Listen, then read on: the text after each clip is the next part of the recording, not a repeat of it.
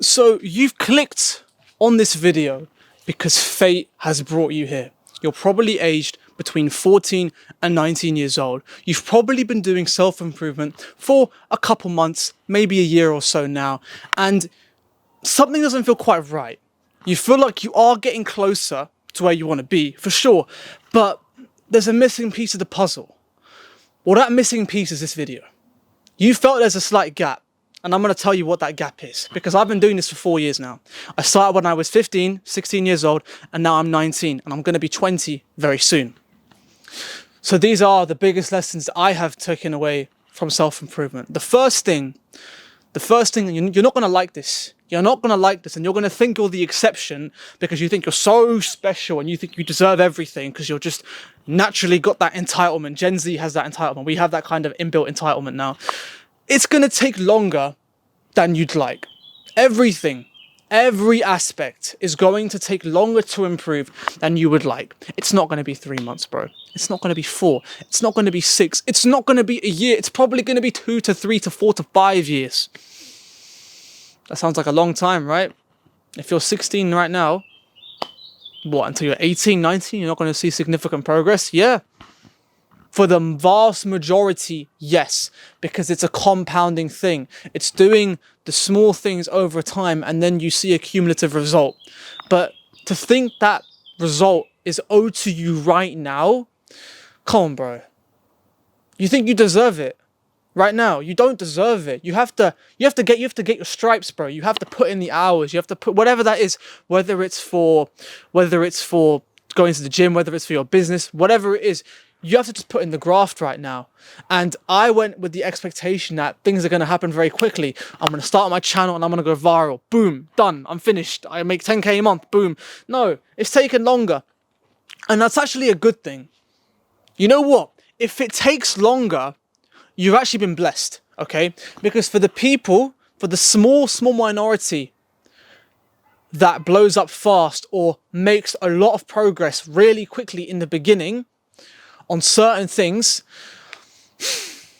crash and burn. It's not sustainable. It's not, going to be that long term in the future. And it's better if you have to grind, I would say, initially, because once you actually get to where you've wanted to be for so long, you've actually feel like you've earned it. You've had to put in the work to get this, and you'll actually be so much more grateful for where you actually are, as opposed to getting it straight away. It's like, who's going to appreciate a supercar? The guy who's had to work his ass for years to go and buy it, or for the guy who was a spoiled kid when he was had rich parents? I mean, you tell me, right? It's pretty obvious. I'm not saying to buy a supercar, but you understand the example. Okay, that's the first thing, right? It's going to take longer than you'd like. So buckle up, and you need to turn this into a lifestyle, not into a 90-day challenge, not into a 1 week dopamine detox. It's gonna take time, and that's part of the journey, bro. That's part of it. And you don't hit your peak for a long time. I'm still nowhere near my best. I know I still got a lot of room to grow. So yeah, that's the plan. Okay, next thing, very important, very important. This one's unbelievable, bro. This one infects everyone. Your ego. Right. Chances are you start your little self-improvement journey. Oh, I'm going to go to the gym. I'm going to learn how to do crypto trading. I'm going to learn my technical analysis, whatever it is, right? And you start learning stuff and you start implementing a little bit, and all of a sudden you think you're the next freaking Elon Musk. You think you're the next big dog in town.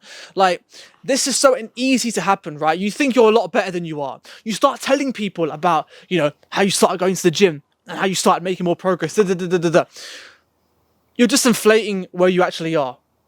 You're getting the satisfaction of actually doing well in that activity without having done the progress yet. It's like, I can tell you a wonderful video idea. I can tell you this great concept I have, but until it's made, it's an idea. It's just in my head. And I've gotten the dopamine. I've gotten that satisfaction from not doing the thing yet. Okay? And you get stuck in this weird cycle where you're like in an idea phase all the time and nothing really happens. So you have to realize that you're not better than any of these people. You think that because you watch these videos, you're better than that guy on the street who goes out and parties and okay. Maybe marginally, yes, because you're now watching this content, but until you actually see the physical change in your life to where that person's here and you're up there, and it's so night and day to see the difference between you two, you're not there yet. And you shouldn't be getting gassed. You shouldn't be thinking you're this next guy, bro, because you're not. You haven't done it yet. You're still a nobody, bro. I'm still a nobody, bro. Like, you haven't earned that right. Do you know what I'm saying? You haven't earned that right yet. So just relax. Go put in your hours. Stop thinking you're the next freaking Elon Musk or Andrew Tate or whatever, right? Because you're not yet, okay? Right, enough of that. You understand the point, okay? You're not stupid. And the last lesson is shiny object syndrome. Let me tell you, this has absolutely cursed my progress, okay? This has hindered my ability in so many realms, okay? And it's a very normal thing to go through, but I don't hear them talking about it much, okay? Basically, you try something new, and it kind of works. You make a bit of progress, but you don't make a lot of progress. And after a while, you see that someone else is doing another thing, and you're like, oh, let me try that. Maybe this is the thing that's gonna make it all change. Or you see another thing, and you're like, oh, this is the one that's gonna make it, or this is gonna be the magic bullet that's gonna change everything. You may have clicked on this video and thought that this is the magic bullet.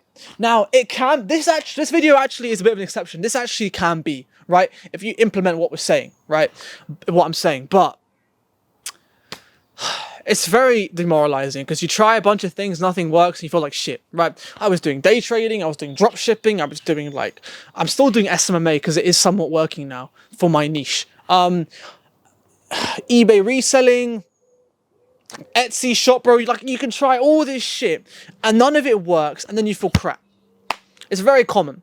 Okay, so you need to kind of figure out what actually has a market that is scalable. What do I enjoy? And what can I actually be good at? And you have to just knuckle down on that. You have to seriously just knuckle down on it. And when things aren't working, you're going to have the temptation to pivot. You're going to have the temptation to, I don't want to do this anymore. And you have to fight it, right? But there is an advantage in knowing when something truly isn't going to work. Now, this is where it gets a bit sticky, right? Because you can say, oh, but you're quitting, you're giving up at this thing. But in actual reality, it could have been a smart decision to move and pivot. Do you see what I'm saying? It's not always so black and white. They make everything very black and white and stuff. It's either yes or no. That's it. There's no in the middle ground. So you kind of have to figure out, does this activity fall within that? It may not fall within that. And it's tough. It's tough. So that's what I would say. Shiny object syndrome, bro.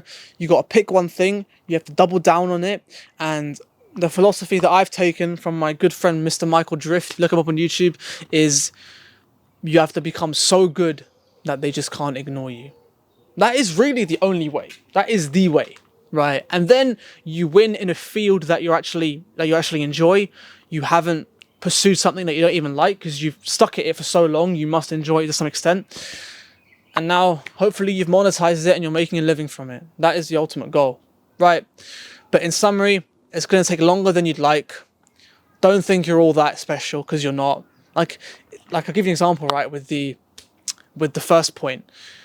I thought that after a few months of doing this, I could start, getting the girls that I'd like, and now I can attract all these girls. Bro, it took 3 years. It took 3 years before I actually got interest back from the girls that I thought were attractive. It took 3 years.